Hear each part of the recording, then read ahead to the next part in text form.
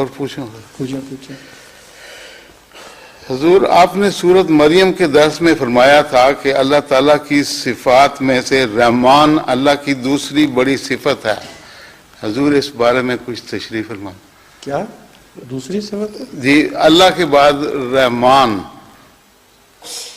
آپ نے فرمایا تھا سورت مریم کے درس میں. ہاں، رحمان کیا ہے؟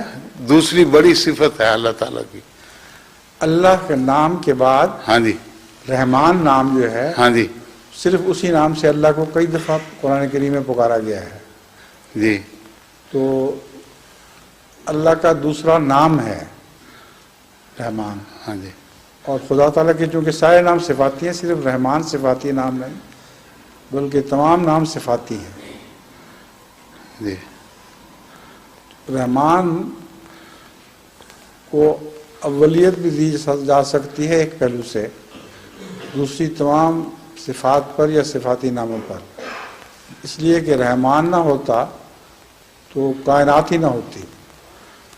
رحمان کا مطلب ہے بن مانگے دینے والا. ہاں جی.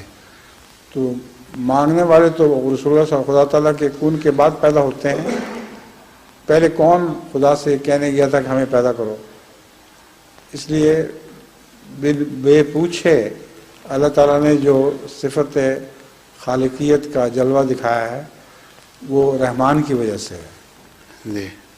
تو یہ مجھے پتہ نہیں میں نے کیا کہا تھا، آپ کس طرف اشارہ کر رہے ہیں، مگر رحمان اللہ کے بعد نمبر 2 نام رحمان ہے. ہاں جی. اسی لیے قرآن کریم میں آتا ہے بسم اللہ الرحمن الرحیم. ہاں جی. پہلے رحمات آتا ہے پھر رحیم آتا ہے. جی. علم شریف میں بھی رحمان کا علم شریف. ہاں جی. جی، جزاک اللہ. جی.